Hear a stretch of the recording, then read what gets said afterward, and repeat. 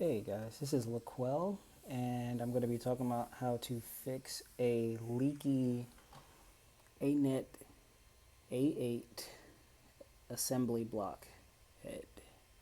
So I used to have some problems where the Anet A8 would extrude filament to the top of the block here, and also it would come out the sides up here.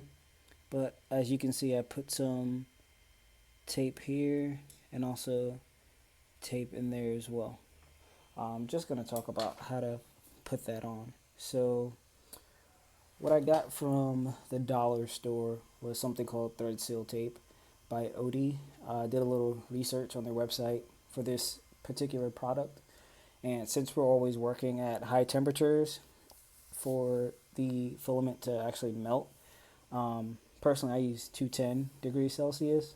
Um, this product works for negative 500, I believe, to 500 degrees Fahrenheit, which is a max of 260 degrees Celsius. So it'll work for us and what we do for printing. I'm not sure about ABS, but I use 210 for PLA filament. But anyway, what you're going to need for this is just, a roll of tape and a pair of scissors. So I did some pre-cutting since I don't have a tripod just yet, and I'm doing this on my phone.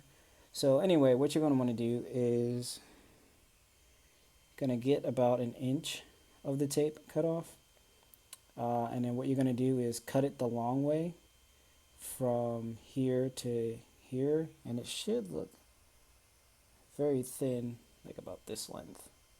It might need to be a little bit longer, um, but what you're going to need to do is wrap it around a bare nozzle like this.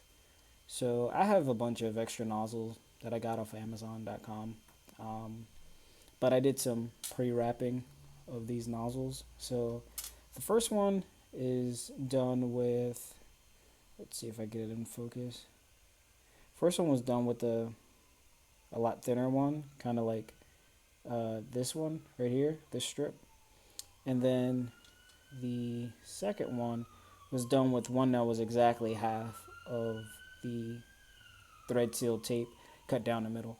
And you can see that it has a lot of excess right here going towards the tip of the nozzle, and then some around here. And you can leave it like that, but you're going to want to like cut around the edges here so it doesn't go inside of the tube and you won't have any like clogging problems, anything like that, once you're trying to like feed your filament through.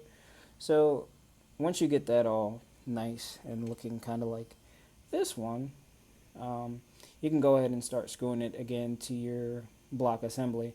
Now I don't have the long part that's, see, that's right in here. I didn't take that apart because there's a lot of work, and most of you probably already know how to do that. If you don't know how to do that, I can make a video on that. Just let me know in the comments below. But what you're going to want to do is you can probably get, a long piece of thread seal tape like this and just wrap it around it and, screw it in there. Because as you can see, I have a little piece coming out, and to be honest with you, I don't really mind the aesthetics of that. So, if you mind and it looks wrong to you, you can, cut some of it off or just make a smaller piece, kind of like this one. But yeah, once you get that done, you won't have any more leaks, because I'm not sure about you guys, but I had some other print that kind of like, well, you probably can't see it now, but while I was printing, some dirty filament that was on the block leaked on here while I was printing, and since the printer shakes, it got in there. And also the bottom didn't really come out as smooth as I wanted it to. Because of that, there was just a lot of leaky filament leaking on the bottom while I was laying the foundation for it. So it didn't really come out as best as it could. But every other print since then, like this parametric chain, has come out very smooth. so smooth. It's really nice. So and another thing on that, the smooth part, I can actually talk about the was it the EPI adhesive? I believe it's EPI. If it's not, then I'll correct myself in the comments below. But I got some EPI that was suggested from a lot of other Anet A8 users, and I got this one off Amazon. It just sticks on this side, and then this side is just what you print on, and you don't have to change it at all.